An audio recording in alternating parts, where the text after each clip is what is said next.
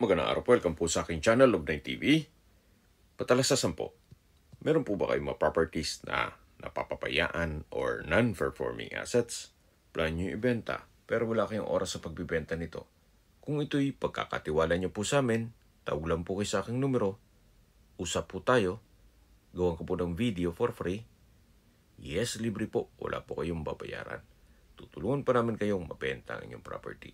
Kami na po bahala sa marketing, sa boosting or paid ads, even sa tripping. Hindi na po kayo mapapagod sa pag-entertain ng mga buyers. Kami na po bahala sa lahat. Tawag lang po kayo. Nandito po tayo ngayon sa GMA Cavite kung saan meron po tayong bagong video presentation. Isang commercial residential property na 3-story building. May lot area po ito na 300 square meters. Ito po titulado. Kaya wala po kayong maging problema sa documentation o sa transfer ng title. Maayos pa po ang structure nito. Konting hilamos na lang sa pintura. Dito po sa baba ay meron pong commercial space. Then, meron pong driveway na high ceiling. At sa dulo po nito ay may warehouse. Samahan niyo po ako. Pasok po tayo. So, ito po yung tinutukoy ko na driveway. Hanggang sa dulo po yan. Kahit po malaking truck o 10-wheeler truck ay kaya pong pumasok dyan. Then dito po sa side na to ay meron pong mga rooms, may office na possible din na paupahan nyo once na ma-acquire nyo ito. Ang kagandahan po dito sa property, ito'y owner's built kaya hindi po tinipid. Then naka-design to para sa 4-story na kung saan may roof deck po sa taas na pwede pong gawing events place. Yan po yung mga rooms na yung isang kwarto ay ginawang office, yung sa dulo ay commercial space, at yung iba naman ay ginawang stock rooms. So ito po yung dulong parte nitong building na kung saan napakalaki pa po ng espasyo nito. At sa likod po nito ay yung main road na connecting bypass road. GMA Dasmariñas Bypass Road. Ito po yung tinutukoy ko na likod nitong building kung saan possible din po itong mabuksan at lagyan ng commercial space. Ito naman po yung tinutukoy ko na GMA Dasmariñas Bypass Road na connecting sa ibang parte ng Cavite. Ilang kilometro lang po ito mula dun sa building. Yan po, patapos na siya. So babalik po ulit tayo dito sa loob. Yan po yung tinutukoy ko na wall na kung saan na-present ko sa inyo kanina yung video na along main road. At the end of the day, na gusto yung buksan at gawin yung commercial space, possible naman po yan. So mula po dito sa dulo nitong building, babalik po tayo ulit dito sa driveway. At matatanaw na natin yung main gate. Ito pong building ay nasa loob na isang subdivision na kung saan ito'y 55 hectares master plan community.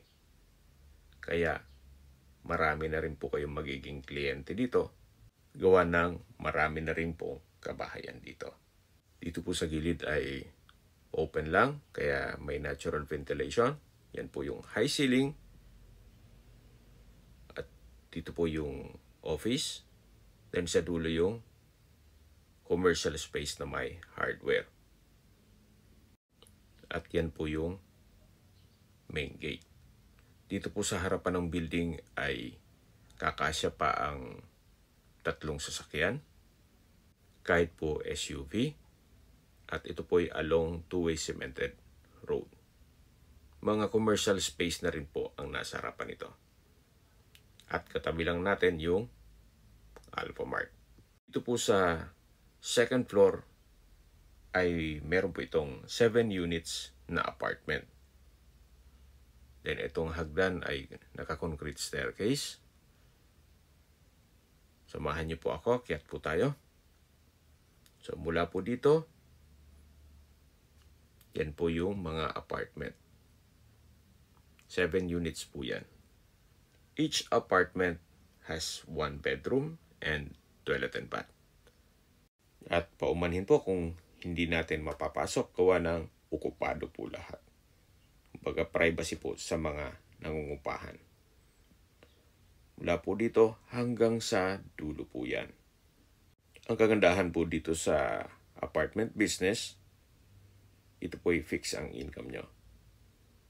At syempre, kahit ipamana nyo pa sa inyong mga anak o apo, basta ito'y well-maintained, tuloy-tuloy po ang income dito. Nandito na po tayo sa dulong parte nitong hallway kung saan matatanaw na natin yung last unit na apartment. Yan po, tunghayin nyo po. Bago tayo tumaas sa 3rd floor na kung saan meron pong roof deck doon at pwedeng gawing events place. Matatanaw na natin yung hagdan. Papunta po yan sa 3rd floor. At yan naman po yung way papaba na. At dito naman po yung 1st and 2nd unit. Hanggang sa dulo po yan. So, akyat po tayo para check natin yung roof deck. Hanggang dito po, ito pong staircase ay konkreto. Then, meron pong metal railing. Napaganda po ng disenyo nitong building. At samahan niyo po ako, akyat po tayo. Dito po sa roof deck ay marami pa po kayong pwedeng i-project. Actually, naka-design to hanggang 5th floor. Ito po yung tinutukoy ka na pwedeng gawing events place. Then, meron pong overlooking view ng mga magiging kapitbahay. At marami na pong kabahayan dito sa paligid. Kaya po nang sabi ko sa inyo kanina, itong pong subdivision ay 55 hectares master plan community. Yan po yung Alphamart. Pwede rin pong extension to ng mga apartment. O nang napakalawak pa po ng espasyo nito. Then sa dulo po ay meron pong stage. Then sa baba ay meron pong kitchen. Then may comfort rooms dito naman sa kabilang side. So skip po ng video, summarize ko lang po. Ito pong property ay nasa GMA Cavite. Ito po ay 3-story building na may commercial space sa baba. Then may 7 units apartment sa 2nd floor. May lot area po ito na 300 square meters at sa dokumento naman nito, ito po'y titulado. Kaya wala po kayong magiging problema sa documentation o sa transfer ng title. Sa distance, location at travel time portion na po tayo. Mula po sa bayan mismo ng GMA Cavite, ang distance is 3.7 kilometers at ang travel time is 8 minutes. Mula naman po sa Carmona Exit, South Luzon Expressway, ang distance is 19 kilometers at ang travel time is 33 minutes. Mula naman po sa Alabang Skyway, ang distance is 34 kilometers at ang travel time is 49 minutes. Ang Alabang Skyway po ay connecting North Luzon Expressway at ibang parte ng Metro Manila. Mula naman po sa Tagaytay, Rotonda, ang distance is 32 kilometers at ang travel time is 44 minutes. Kung manggagaling naman po sa Manila o sa airport, ang distance is 43 kilometers at ang travel time is 55 minutes. Okay, sa presyo na po tayo. Binebenta po ito ni owner sa halagang 11.8 million pesos net. Ibig pong sabihin, si buyer po ang sasagot sa lahat ng taxes at expenses with regards to documentation. Fair deal na rin po ito, gawa ng sa laki po nitong building at sobrang mahal po ng materialis ngayon o construction cost, mukhang hindi po aabot ang 11.8 million pesos sa pagpapatayo ng ganitong kalaking building at bibili ka pa ng lote o lupa. Anyway, yan naman po yung opinion ko lang naman. Depende pa rin yan sa inyo, sa assessment nyo dito sa property. Kaya kung may mga katanungan po kayo, tawag lang po kayo sa aking numero. At sa mga kababayan naman natin na sa ibang bansa, meron po akong Telegram. Sa mga iPhone user man, may iMessage. Meron din po ang Viber at WhatsApp. Same number lang po, 0917-316-3399. Sa mga nagtatanong naman po ng aming Facebook, meron po aming Facebook page na Nov9 TV at Facebook Reels Video. Meron din pong TikTok at Instagram.